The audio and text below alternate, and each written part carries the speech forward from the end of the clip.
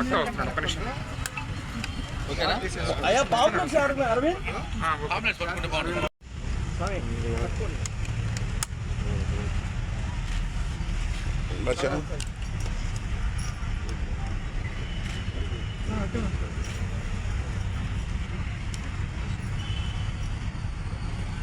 భోగేంద్ర భోగమనిరాజిత పుణ్యమూర్తే योगे सशाश्वत शरण्यपवाब्धिपोत लक्ष्मी नृसिंह मम देहि करावलम्बम् माता नृसिंहाश्च पिता नृसिंहः भ्राता नृसिंहाश्च सखा नृसिंहः विद्या नृसिंहो द्रविणं नृसिंहः स्वामी नृसिंहः सर्वं नृसिंहः लक्ष्मी नृसिंह मम देहि करावलम्बम् श्रीहक्कान्ताय कल्याणनिधये निधयेऽर्थिनाम् श्रीवेंकटनिवासाय श्रीनिवासाय मंगलम अस्मद्गुरुभ्यो नमः विघ्नसमहागुरवे नमः श्री भूनीला समेत श्री वेंकटेशाय नमः श्री लक्ष्मी नारसिंहस्वामी नमः మనకి ఈ రోజున అత్యంత పరమ పవిత్రమైనటువంటి మాఘమాసంలో విశేషంగా జరుపుకుంటున్నటువంటి శ్రీ శ్రీనివాస లక్ష్మీ నారసింహ సుదర్శన యాగాన్ని మనము ఈ రోజుతో ప్రారంభం చేసుకున్నాం. ఈ రోజున యాగశాల ప్రవేశం సాయంత్రం అంకురార్పణతో మొదలవుతుంది కనుక ఈ రోజు నుంచి ప్రారంభం మనకి ఒక కార్యక్రమం అన్నమాట. అయితే ఈ లక్ష్మీ నరసింహస్వామి వారి యొక్క యాగాన్ని ఈ రోజునే తలపెట్టి రేపటి నుంచి 6, 7, 8 తారీఖుల వరకు జరగడం అనేటువంటి జరుగుతుంది. అయితే ఇంతటి కార్యక్రమాన్ని ఇక్కడ ఎందుకు మనం చేయాల్సిన అవసరం ఏర్పడిందని అంటే దీనికి ఎంతో విశిష్టత ఉందన్నమాట. ఇంతవరకు ఈ రాష్ట్ర చరిత్రలో కూడా ఇంతవరకు ఎక్కడ జరగని విధంగా, అదేవిధంగా ఎంతో శ్రద్ధ భక్తులతో నియమనిష్టలు కలిగినటువంటి స్వాములందరూ యొక్క మంత్రోచ్చారణల మధ్య జరిగేటువంటి మహత్తరమైనటువంటి అత్యంత ఉత్తమైనటువంటి మహాయజ్ఞమే శ్రీ శ్రీనివాస నారసింహ సుదర్శన మహాయాగం. అయితే ఈ యాగానికి ఉండే విశిష్టత కూడా మనం తెలుసుకుందాం. మొదటగా ఈ యాగానికి సంబంధించి 800 సంవత్సరాల క్రితం ఉండేటువంటి సిద్ధులు సాధువులు వారంతా కూడా నరసింహస్వామిని గురించి అనేకంగా తపస్సును ఆచరిస్తే వారు తపస్సుకు మించినటువంటి శ్రీ నరసింహస్వామి వారు వెంకటేశ్వర స్వామి వారు ప్రత్యక్షంగా వారి కళలో ఒక రూపంలో కనిపించారు. ఇప్పుడు మనం చూస్తున్నటువంటి నరసింహస్వామి వారు విజువల్స్లో చూస్తారు మీరు, 18 చేతులతో ఉంటారు. ఆ స్వామివారు ప్రత్యక్షంగా కనపడి వాళ్ళకి చెప్పారు, నాయన మీ తపస్సుకు మెచ్చాను కనుక ఈ కలికాలంలో నేను స్వప్న రూపంగా మీకు దర్శనమిచ్చి ఈ రూపంలో నేను ఉద్భవిస్తున్నాను. ఇటువంటి క్షేత్రాన్ని నిర్మాణం చేసి ఈ లోకంలో ఉండేటువంటి అంటే భక్తిగా వెళ్దాం అనుకుంటే అక్కడ బుద్ధి అక్కడ స్థిరంగా నిలబడదు, అనేకమైనటువంటి కోరికల చేత తిరుగుతూ ఉంటుంది. కనుక అటువంటి వాళ్ళందరూ కూడా తెలిసి చేసిన కర్మలన్నీ పోగొట్టి వాళ్ళని రక్షించి కాపాడి వాళ్ళ యందు నిలబడడం కోసంగా ఈ కలికాలంలో స్వప్న రూపంలో దర్శనమిస్తున్నానని స్వామివారి కళలో చెప్తే ఆ రూపం ఏదైతే ఉందో ఆ రూపాన్ని నా గురువర్యులైనటువంటి వారు నాకు ప్రసాదించి నాకు మంత్రోపదేశం చేసిన గురువర్యులు నాకు ఇవ్వడం, 14.5 సంవత్సరం కొన్ని కోట్ల సార్లు మంత్రజపం పూర్తి చేసుకుంటున్న సందర్భంగా 170 సంవత్సరాల తర్వాత వచ్చే ముహూర్తం ఇది. రేపు ఆదివారం రోజున స్వాతి నక్షత్రంతో ఎండ్ అవుతుంది మాఘమాసంలో. దాని సందర్భంగా చేసుకునే మహత్తర కార్యం ఆ లక్ష్మీ నరసింహస్వామి వారి యొక్క రూపాన్ని తయారు చేసి ఆ రూపం ద్వారా స్వామివారికి అశేష శక్తినంతా కూడా ఆయనలోకి నిక్షిప్తం చేసి ఈ యొక్క విశేషమైనటువంటి మంత్రజప ఫలితాన్నంతా యజ్ఞగుండంలోకి ఆహుతి చేసి ఈ శక్తి చేత లోక కళ్యాణం అంతా కూడా లోకమంతా సుభిక్షంగా ఉండాలి, ప్రజలంతా సుభిక్షంగా ఉండాలనే ఒక గొప్ప సంకల్పంతో చేసే మహత్తరమైన మహాకార్యమే ఈ శ్రీనివాస లక్ష్మీ నారసింహ సుదర్శన మహాయాగం అన్నమాట. కనుక ఈ మహాయాగాన్ని ఈరోజు మొదలుపెట్టాం. రేపటి నుంచి ఇంకా విశేషంగా జరుగుతుంది యాగం. రేపటి రోజున మొట్టమొదటిసారిగా కలియుగ ప్రత్యక్ష దైవం, మనం ఏ దేవుళ్ళకు కూడా రాముడి కృష్ణుడికి ఎవరికి కూడా ప్రత్యక్ష దైవం అని చెప్పం, ఒక వెంకటేశ్వర స్వామి మాత్రమే కలియుగ ప్రత్యక్ష దైవం అంటే ఆయన ప్రత్యక్షంగా ఉన్నాడు, మనం దర్శనం చేసుకోవాలంటాం. అటువంటి స్వామివారికి రేపు మొదలెత్తుకోవడంతోనే ఉదయం వెంకటేశ్వర స్వామివారికి విశేషంగా సహస్ర కలశాభిషేకం జరుగుతుంది విశేషమైన సుగంధ ద్రవ్యాలతో. దాని తర్వాత మొట్టమొదటి గోపూజ, తర్వాత వెంకటేశ్వర స్వామివారికి అభిషేకం, తర్వాత భక్తులందరి చేత మన నెల్లూరులో ఉండేటువంటి రంగనాథ స్వామివారి దగ్గరికి ఒక ర్యాలీలాగా వెళ్ళి స్వామివారి మర్యాద సమర్పణ. ఎందుకంటే ఇక్కడ ఎన్ని కార్యక్రమాలు చేసినా ఇక్కడ ఉండే జనాలంతా కూడా మధ్యలో 200 ఏళ్ల క్రితం వచ్చిన వాళ్ళు, వీళ్ళంతా ఉపయోగం లేదు. ఎన్నో 100 ఏళ్ల ముందు పెద్ద ఆయన అక్కడ నిలబడి ఉన్నారు. ఎవరయ్యా అంటే రంగనాథ స్వామి. ఆయనకి వెళ్ళి మర్యాద చెయ్యా, ఇక్కడ మేము కార్యం చేస్తున్నాం, మమ్మల్ని దిగ్విజయం గావించి మీ అనుగ్రహాన్ని మాకు అందజేయని ఆ పెద్ద ఆయన వేడుకుంటాం. ఆయన అందరికంటే పెద్ద రంగనాథ స్వామి. అక్కడికి వెళ్ళి ఆయనకి మర్యాద సమర్పణ చేసి వస్తాం. రేపటిన అదేవిధంగా రేపు ఉదయం వెంకటేశ్వర స్వామి యొక్క అభిషేకంతో పాటు విశేషమైనటువంటి వేద మంత్రాలతో మూల మంత్రాలతో అక్కడ యజ్ఞం కూడా జరుగుతుంటుంది గంటల పాటు. అదేవిధంగా ఉదయం కార్యక్రమం పూర్తయితే రేపు సాయంత్రం రోజున వెంకటేశ్వర స్వామి వారికి విశేషమైనటువంటి శ్రీనివాస కళ్యాణం, పుష్పయాగం, మళ్ళీ శ్రీనివాస యజ్ఞం ఇవన్నీ కూడా రేపు సాయంత్రం జరగడం జరుగుతుంది. అంటే రేపటి రోజున 6వ తారీఖున జరుగుతుంది అన్నమాట. ఎల్లుండి 7వ తారీఖున మనకి శనివారం రోజున విశేషంగా మనకి శ్రీకృష్ణుడికి అదేవిధంగా శ్రీరాముడికి మనకి 4 యుగ పురుషులంతా కూడా ఇక్కడ అర్చన జరుగుతుందమ్మా. ఈ యొక్క రాముడికి కృష్ణుడికి కూడా యాగం జరగడం, ఇక్కడ విశేషంగా సహస్ర కలశాభిషేకం జరగడం, దానితో పాటుగా మనకి రాజరాజేశ్వరి అమ్మవారు విశేషంగా అమ్మవారు మన యొక్క నెల్లూరు యొక్క జిల్లానంతా కూడా అమ్మవారు కటాక్షిస్తూ ఉన్నారు. ఆమెకి మర్యాద వస్త్రాలు సమర్పణ చేసి ఆమె అనుగ్రహాన్ని కోరుకొని అట్నుంచి ఇరగాలమ్మ దేవాలయానికి వెళ్ళి అక్కడ అమ్మవారి అనుగ్రహాన్ని కోరుకొని ఆ తర్వాత మన మూలస్థానేశ్వర స్వామివారు ఆ పరమశివుడు ఆయన అనుగ్రహాన్ని కోరి ఆ తర్వాత శ్రీకృష్ణుడు ఆయన అనుగ్రహాన్ని కోరుకొని రేపు ఉదయం అందరూ ర్యాలీలాగా వెళ్ళి అక్కడ వాళ్ళందరికీ మర్యాద సమర్పణ చేసి వచ్చి తిరిగి శ్రీకృష్ణుడికి శ్రీరాముడికి విశేషమైన సుగంధ ద్రవ్యాల సహస్ర కలశాభిషేకాన్ని పూర్తి చేసుకొని విశేష హోమ కార్యక్రమాలు పూర్తి చేసుకొని పూర్ణాది సమర్పణ చేసి స్వస్తి చేసుకొని రేపటి సాయంత్రం రోజున అదే శ్రీకృష్ణుడికి అదే శ్రీరాముడికి ఏకకాలంలో వారిద్దరికి కళ్యాణం జరగడం అనేటువంటిది ఈ స్టేజ్ మీద జరుగుతుందన్నమాట. కనుక ఇంతటి విశేషమైనటువంటి సాయంకాలం రాముడికి కృష్ణుడికి జరిగే కళ్యాణం పుష్పయాగ కార్యక్రమం అనేటువంటిది శనివారం రోజున 7వ తారీఖున జరుగుతుంది. తర్వాత 8వ తారీఖు చిట్ట చివరి రోజు క్లైమాక్స్ అనమాట.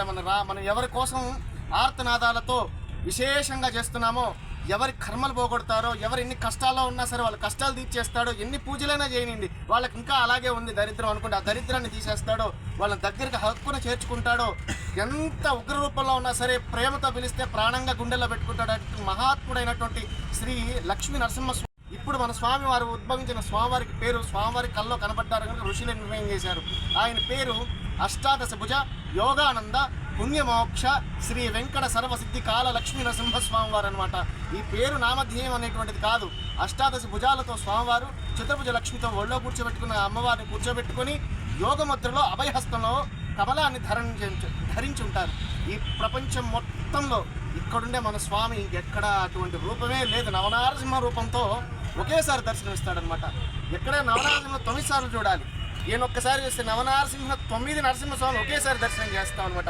యోగానందని నరసింహస్వామి ఉంటారు, లక్ష్మీ నరసింహస్వామి ఉంటారు, దాంట్లోని ఛత్రవట నరసింహస్వామి ఉంటారు, భార్గవ నరసింహస్వామి ఉంటారు, అనేకమైనటువంటి జ్వాలా నరసింహస్వామి ఉంటారు, ఉగ్ర నరసింహస్వామి ఉంటారు. కానీ ఆయన చూస్తుంటే నవ్వుతూ ప్రేమగా అందరినీ దగ్గర తీసుకుంటూ ఉంటారు. అంతటి నరసింహస్వామి వారికి చిట్ట చివరికి 8వ తారీఖు ఆదివారం స్వాతి నక్షత్రంలో 170 సంవత్సరాలకు వచ్చేటువంటి మహత్తర ముహూర్తంలో ఉదయం పూటన మనం నరసింహస్వామి వారికి విశేషంగా హోమ కార్యక్రమాలన్నీ చేసుకుని విశేషంగా సుగంధ ద్రవ్యాలతో దివ్యమైనటువంటి సహస్ర కలశాభిషేకం చేసుకుని ఆ తర్వాత రాలిలాగా మన నరసింహకొండ దాన్ని వేదగిరి అంటారనమాట.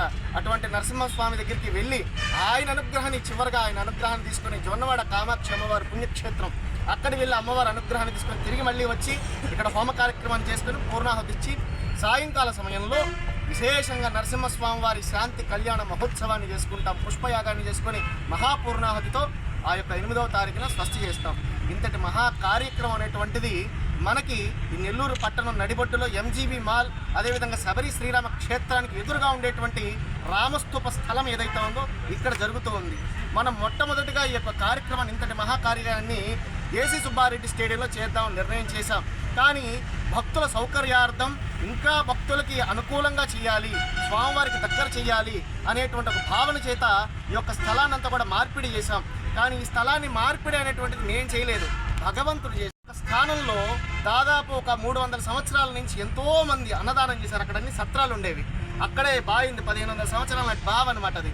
ఇక్కడ 25 సంవత్సరాల క్రితం భావనాచార్య గారు అని చెప్పి మా తాతయ్య గారు ఆయన మహాత్ముడు ఆయన వారిక్కడ లక్ష్మీనారాయణ యాగం శ్రీనివాస యాగం చేశారు. బంగారపు నాగులకు దున్ని నవధాన్యాలన్నీ చల్లి విశేషంగా ఇక్కడ యజ్ఞం చేసిన తర్వాత మళ్ళీ 25 సంవత్సరాలు మొట్టమొదటిసారి మళ్ళీ శ్రీనివాస నారసింహ యజ్ఞాన్ని మనం చేసుకుంటున్నాం ఇక్కడ. దానికి ముందు ఎంతోమంది అన్నం తిన్నారు ఆకలితో ఉన్న వాళ్ళంతా. అంత పరమ పవిత్ర స్థలం. అందుకే నరసింహస్వామి అక్కడ కాదు ఇక్కడికి రావాలని చెప్పి ఇక్కడ నిర్ణయం చేసి ఇక్కడ మనకి ఈ యొక్క కార్యక్రమాన్ని చేసుకోవడానికి నిర్ణయం చేశారు స్వామి. ఇది మనకి శబరి శ్రీరామ క్షేత్రం ఎదురుగా ఉండేటువంటి రామస్తూప స్థలంలో ఎంజీబీ మాల్ ఎదురుగా ఉండేటువంటి స్థలంలో జరుగుతుందన్నమాట ఈ కార్యక్రమం అంతా కూడా. ఇంతటి మహా కార్యక్రమాన్ని మనమంతా కూడా భక్తి శ్రద్ధలతో నియమనిష్టలు కలిగినటువంటి అనేక పుణ్యక్షేత్రాల నుంచి స్వాములను పిలిపించుకున్నాం. అనేక నరసింహ క్షేత్రాల నుంచి అనేక ఉపాసన కలిగినటువంటి మహావేద పండితులందరూ కూడా ఈ యొక్క చోటకి ఏర్పాటు చేసి ఇంతటి మహాయజ్ఞాన్ని నియమము నిష్ఠతో చేసుకుంటూ ఉన్నాం. కనుక దీనికి యాగానికి కూడా భగవంతుడు కలిపురుషుడు చెప్పి అనుకున్నప్పటికీ మేము వాళ్ళు ఏదో చేస్తే మనకెందుకు, వాళ్ళందరూ బాగుండాలన్న సంకల్పంతో దీనికి అనేక ఆటుపోట్లు వచ్చినా, ఎవరు సహాయ సహకారాలు అందకపోయినా కూడా నరసింహస్వామికి మేమందరం మేమున్నాం ఆయనకి. ఆయన మా తండ్రి, ఆయన కోసం మేము ఉన్నామని స్వచ్ఛందంగా వచ్చిన భక్తులందరి సమూహంతో విశేషంగా భక్తితో మీ యొక్క కార్యక్రమం చేసుకుంటున్నాం. దీనికి ప్రత్యేకంగా కూడా మన రూరల్ ఎమ్మెల్యే గారు అయినటువంటి కోటంటి శ్రీధర్ రెడ్డి గారు, అదేవిధంగా వారి సతీమణి గారు, అదేవిధంగా వారి యొక్క తమ్ముడు గారు అయినటువంటి కోటరెడ్డి గిరిధర్ రెడ్డి గారు చాలా విశేషంగా సహకరించి మా యొక్క ధైర్యాన్ని ముందుకు తీసుకెళ్ళి యాగాన్ని ఇక్కడ జరిపించుకోవడానికి అన్ని పర్మిషన్స్ ఇప్పించడం కానీ, మా ఆయనకు ఉండి నడిపించడం కానీ వారు చేశారు.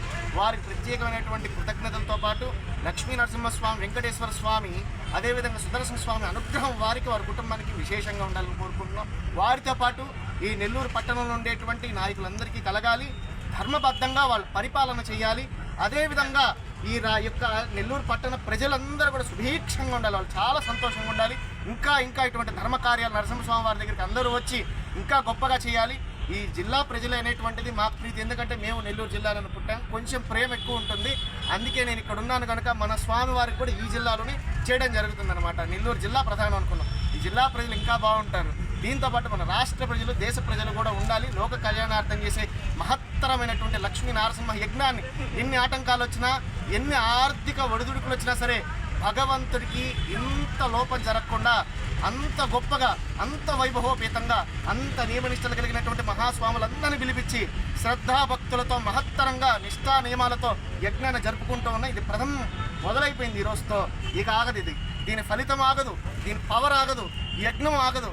అతి గొప్పగా జరిగే యజ్ఞం, దీని యొక్క ప్రభావం ఇక్కడ ఉండే వాళ్ళందరికీ వేద ఘోష అనేటువంటి దాని ద్వారా ఈ జిల్లా ప్రజలంతా పులకిత అయిపోయి నెల్లూరు యొక్క గడ్డే ఒక్కసారిగా చివరి రోజున నరసింహస్వామి కూడా అందరికి కనిపించవచ్చు కూడా ఈ యజ్ఞం పూర్తయ్యేలోపు. అంతటి పవర్ఫుల్గా చేస్తున్నాం. ఎవరైనా సరే భేషజాలు పక్కన పెట్టేయండి, కుల మత వర్ణ విభేదాలన్నీ పక్కన పెట్టండి, అన్నిటికీ విభేదాలు పక్కన పెట్టి భక్తి శ్రద్ధలతో నరసింహస్వామి నా తండ్రి, మనకుండేవన్నీ పోగొట్టి మనకు అన్ని సుఖశాంతులు ఇస్తాడనే ఒక భక్తి విశ్వాసాలతో